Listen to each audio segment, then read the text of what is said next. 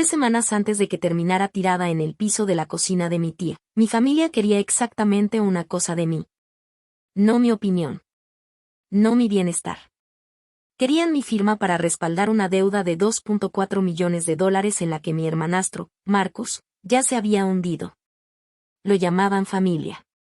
Lo llamaban lealtad. Decían que era solo un trámite. Pero cuando les dije que no, Marcus apareció en mi casa, entró por la fuerza y me dejó tirada sobre la alfombra, mientras mi propia madre permanecía de pie mirándome y decía: «Tú misma te buscaste esto». Lo que la policía descubrió después no fue solo lo que ocurrió aquella noche. Fue todo lo que mi familia llevaba años ocultando, mucho antes de que yo siquiera pensara en tomar un bolígrafo. Me llamo Reed Callahan, y esta es la historia de la noche en que dejé de ser la persona responsable de la familia.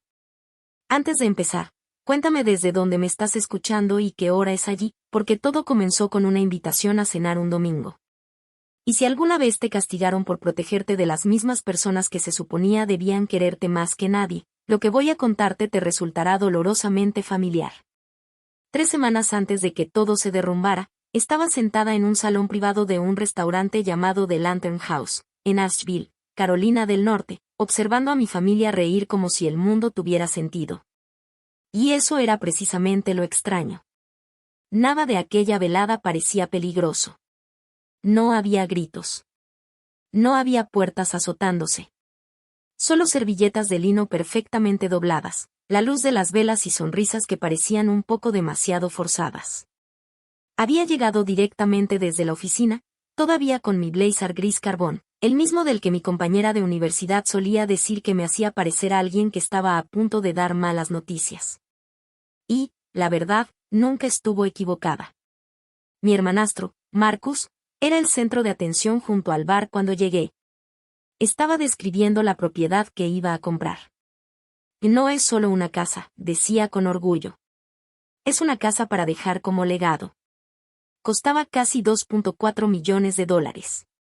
Tenía vistas a las montañas, acabados de piedra hechos a medida, una cava de vinos y un ala para invitados pensada para los hijos que tendría en el futuro. Mi madre, Diane, le acarició el brazo como si Marcus hubiera bajado la luna del cielo con sus propias manos. Entonces me vio al otro lado del salón. «Ahí está», dijo sonriendo de oreja a oreja. «Nuestro informe de auditoría humano». Algunas personas se rieron. Yo también sonreí, porque sonreír era algo que llevaba años entrenándome para hacer. Marcus continuó. Irib es capaz de leer hasta la letra pequeña antes de descargar una aplicación gratuita. Pero bueno, toda familia necesita a alguien que revise las cuentas 3 veces. Mi padrastro, Gerald, fue quien más fuerte se rió. Y aquella risa permaneció en mi pecho mucho más tiempo que el chiste.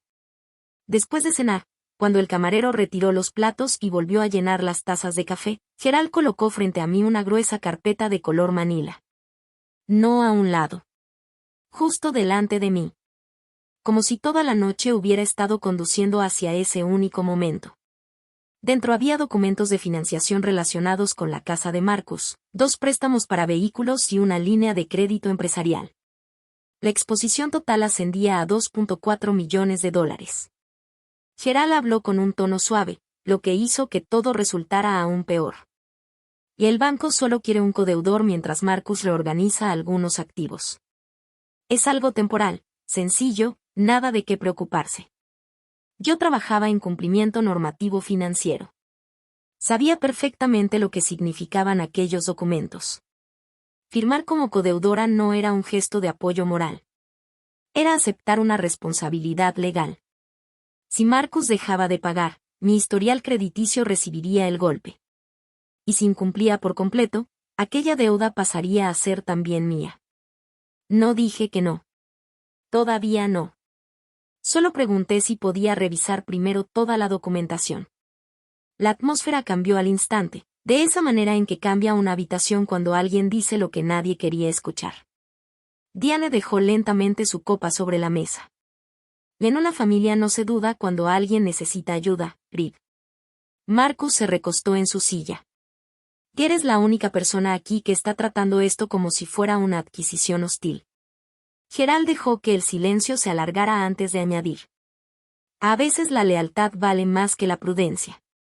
Así era como actuaban. Nunca recurrían a amenazas directas. Solo insinuaban, con toda calma, que cualquier duda equivalía a una traición. Me quedé allí, con la taza de café aún caliente entre las manos, contemplando unos documentos capaces de destruir todo lo que había construido durante años. Y comprendí algo que llevaba demasiado tiempo evitando aceptar. No tenía miedo de perder dinero. Tenía miedo de reconocer que mi familia solo veía valor en mí cuando podía serles útil. Aquella noche casi no dormí. A las 6 de la mañana, la carpeta ya estaba completamente abierta sobre la mesa del comedor y yo llevaba horas revisando registros públicos. Trabajaba en cumplimiento normativo. Encontrar lo que la gente intentaba esconder detrás de documentos aparentemente impecables era, literalmente, mi profesión. Las proyecciones de ingresos de Marcus eran demasiado perfectas. Sin altibajos. Sin retrasos.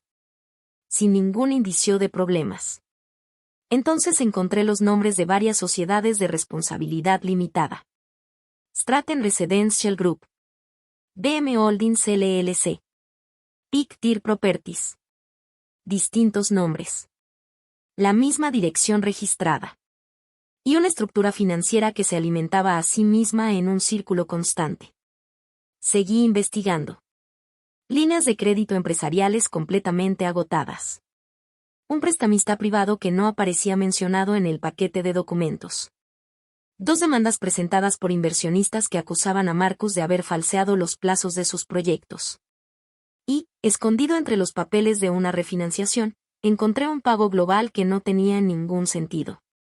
A menos que alguien esperara recibir una enorme cantidad de dinero en pocos meses. O a menos que estuvieran preparando el terreno para dejarle toda la responsabilidad a otra persona cuando todo se viniera abajo. Me recosté en la silla y observé la lluvia resbalando por la ventana de mi cocina. Mi madre había dicho que todo era un simple trámite. Gerald lo había llamado familia. Marcus lo llamaba un simple trámite. Nadie lo llamaba por lo que realmente era. Aquel lunes llevé todos los documentos con una abogada especializada en asuntos financieros llamada Cora Whitfield, a quien había conocido 2 años antes durante un caso de fraude. Era brillante, imperturbable y casi imposible de alterar. Exactamente la persona que necesitaba. Leyó los papeles en silencio durante unos 20 minutos. Después levantó la vista por encima de sus lentes. Hay 4 empresas más que Marcus nunca declaró, dijo. Son compañías fantasma. También tiene impuestos empresariales vencidos, un pago global pendiente sobre la propiedad principal. El arrendamiento de un vehículo de lujo que ya fue marcado por posible incumplimiento y 2 denuncias de inversionistas que siguen abiertas. Golpeó suavemente la carpeta con un dedo. Si firmas estos documentos, no solo se adueñan de tu historial crediticio, se adueñan de tu futuro. Después de salir de su oficina permanecí casi 40 minutos dentro del auto sin siquiera encender el motor. Marcus nunca me pidió que caminara a su lado. Me estaba pidiendo que me colocara debajo de él mientras el techo se desplomaba. Aquella misma noche fui, sin avisar, a la casa de mi madre. Gerald abrió la puerta con su suéter tejido y un vaso de té helado en la mano. Parecía molesto incluso antes de que pronunciara una palabra. Les expuse todo con calma. Las demandas. Las deudas ocultas. El pago global. Los prestamistas que nunca habían mencionado. Mi madre escuchó todo sin mostrar sorpresa. Y eso me dijo absolutamente todo. ¿Lo sabías?, le dije. La mandíbula de Gerald se tensó. Sabía que Marcus estaba pasando por un momento difícil.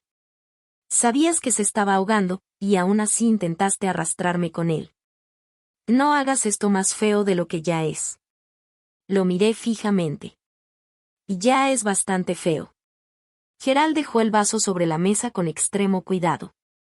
Marcus podrá correr riesgos, pero al menos construye algo. Hizo una breve pausa antes de rematar. Tú solo sabes protegerte. Toda mi vida adulta había sido la hija responsable. La que ahorraba. La que planeaba. La que siempre aparecía para resolver los problemas sin hacer ruido. Y, de alguna manera, mi padrastro había convertido todo eso en un defecto. Me fui antes de decir algo de lo que pudiera arrepentirme. 2 noches después, Marcus llegó a mi casa. Eran poco más de las 9 de la noche cuando comenzó a golpear la puerta con tanta fuerza que hizo vibrar el marco. Abrí dejando puesta la cadena de seguridad. Estaba parado en el pasillo. La lluvia empapaba su chamarra. En sus ojos había algo que iba mucho más allá del enojo. Contrataste a una abogada. Pedí asesoría. Te pusiste a investigar mis negocios. Tú querías que yo respondiera por ellos. Su mirada se desvió hacia los documentos que estaban abiertos sobre la mesa de mi cocina. Las notas de Cora. Las capturas de pantalla impresas. La carpeta donde había escrito con marcador. Archivo de riesgo. Algo cambió en su expresión. No fue sorpresa. Fue reconocimiento. De repente embistió la puerta con el hombro. La cadena salió disparada del marco. Retrocedí de inmediato. Marcus, detente. Pero ya estaba dentro. ¿Crees que eres mejor que todos porque juegas a la segura? Respiré hondo. No voy a firmar. Es definitivo. Era la primera vez que decía aquellas palabras sin suavizarlas. Lo que ocurrió después quedó grabado en mi memoria en fragmentos. Su mano sujetándome del brazo. Mi espalda golpeando contra la pared. Un dolor agudo atravesándome el hombro. Mis pies perdiendo el equilibrio. La esquina de la mesa de centro. El sonido de una pieza de cerámica haciéndose añicos. Mi cuerpo golpeando el piso de madera con una fuerza que me hizo comprender, al instante, que algo estaba muy mal. Marcus quedó de pie sobre mí, respirando con dificultad. Una sola firma. Eso era todo lo que necesitábamos. Entonces escuché la voz de mi madre desde la entrada. Durante un instante, pensé. Ahora lo verá. Ahora por fin entenderá. Pero Diane no corrió hacia mí. Primero miró a Marcus. Después observó los papeles esparcidos por el suelo. Su expresión se volvió completamente fría. Siempre llevas a la gente hasta este punto. Intenté incorporarme. El hombro me ardía de dolor. Mamá, él entró por la fuerza a mi casa. Sus ojos se cruzaron con los míos apenas un segundo. Luego apartó la mirada. Tú misma provocaste esto. Hay frases que no llegan como un grito. Simplemente cortan el último hilo que todavía te mantenía unida. Busqué mi teléfono entre el suelo. La pantalla estaba estrellada. Pero seguía encendida. No hagas esto peor de lo que ya está, dijo Gerald desde detrás de ella. Volví a mirar a mi madre. Necesito ayuda. Ella respondió sin vacilar. Lo que necesitas es dejar de hacerte la víctima cada vez que esta familia te pide algo. Y se fueron. La puerta quedó abierta. La lluvia entraba desde el pasillo. Permanecí tirada en el suelo hasta que ya no pude más. Después me apoyé en la pared. Luego en el marco de la puerta. Finalmente logré llegar hasta el automóvil. No recuerdo casi nada del trayecto. Solo las luces de la autopista deslizándose borrosas sobre el parabrisas. Y mi mano derecha aferrada al volante, porque el brazo izquierdo ya no respondía. Conduje hasta la única persona que jamás me había pedido que me hiciera pequeña para que otros se sintieran grandes. Mi tía Sylvie. Abrió la puerta antes de que terminara de tocar. Su expresión cambió apenas me vio. No era exactamente miedo. Era algo mucho más antiguo. Más profundo. Era horror envuelto en amor. Erib. La miré con el poco aire que me quedaba. No firmé. Después la luz del porche comenzó a desdibujarse. Y ella me sostuvo antes de que me desplomara. Desperté en el Mission Hospital, en Asheville. Un techo blanco. El sonido constante del monitor cardíaco. Mi brazo derecho inmovilizado y elevado. Sylvie dormía en la silla junto a la cama. Todavía llevaba puesta la bata de casa. Una de sus manos descansaba junto a la cobija, lo suficientemente cerca para hacerme entender que no se había separado de mí ni un instante. Aquella misma tarde entró una detective llamada Aren Akefer. Era tranquila. Directa. El tipo de persona que deja espacio para que la verdad aparezca sin adornarla. Le conté todo. La cena en el restaurante. Los documentos del préstamo. Los registros financieros. La camioneta SUV que había visto estacionada frente a mi edificio. La fotografía que Marcus me había enviado entrando a la oficina de Cora, tomada desde la acera de enfrente. La detective escribió sin interrumpirme una sola vez. Cuando terminé, levantó la vista. ¿Su madre la vio en esas condiciones, y la dejó tirada en el suelo? Asentí una sola vez. Su mandíbula se tensó apenas un poco. Que esto ya no es únicamente una agresión física. Estamos hablando de coerción, intimidación financiera y posiblemente interferencia con una testigo. Por primera vez, lo que me había ocurrido tenía nombres legales. No era una discusión familiar. No era que yo fuera difícil. No era que fuera demasiado sensible. Todo aquello tenía un nombre. Y también había pruebas. La cámara del timbre de un vecino había grabado parte del pasillo con un ángulo perfecto. El audio era débil. Pero suficiente. Se veía claramente a Marcus forzando la puerta. Y después, los sonidos que provenían del interior. Diane llegó poco después. Y hubo una frase que se escuchó con total claridad. Tú misma te buscaste esto. La audiencia en el tribunal tuvo lugar una mañana gris, de esas que huelen a paraguas mojados y a luces fluorescentes. Mi tía Sylvie caminó a mi lado. Del otro lado iba Cora Whitfield. Marcus estaba sentado en la mesa de la defensa con un saco hecho a la medida, luciendo como un hombre al que injustamente le habían hecho perder el tiempo. Mi madre estaba sentada detrás de él. No me miró ni una sola vez. El abogado de Marcus presentó la historia que todos esperábamos. Según él, yo era emocionalmente inestable. Le tenía resentimiento al éxito de Marcus. Había manipulado a Sylvie. Y había convertido un simple malentendido familiar en un ataque legal. Entonces Cora se puso de pie. No levantó la voz. Simplemente comenzó a presentar las pruebas. Las grabaciones del pasillo. Las fotografías tomadas en el hospital. Los registros financieros. Las empresas fantasma. Las demandas de los inversionistas. El pago global pendiente. Los mensajes de texto presionándome para que firmara antes del viernes. Después reprodujo el audio. Al principio apenas entendía. Pero, de pronto, una frase sonó con absoluta claridad. Tú misma te buscaste esto. La sala del tribunal quedó completamente en silencio. Durante el interrogatorio, Gerald finalmente admitió la verdad. Reconoció que sabía perfectamente de la situación financiera de Marcus. Y aún así había querido que yo firmara como codeudora. El juez hizo una pausa. Cuando le preguntaron directamente, Diane respondió. Creía que la familia necesitaba que Rip fuera más fuerte que sus propios sentimientos. La miré en ese instante. Y algo dentro de mí simplemente se quedó en silencio. Ella nunca había visto mi fortaleza como algo que mereciera ser protegido. Solo como un recurso del que podían disponer. 6 meses después, Marcus fue sentenciado por agresión y coerción. Mientras tanto, la investigación por fraude financiero siguió destapando todo lo demás. Los inversionistas presentaron demandas civiles. Los bancos dejaron de aceptar su encanto como garantía. Y el nombre de Gerald desapareció de los consejos directivos de las organizaciones empresariales locales. Mi madre terminó mudándose a un pequeño departamento al otro lado de la ciudad. Muchos pensarían que aquello debía sentirse como una victoria. Pero se sintió como un duelo.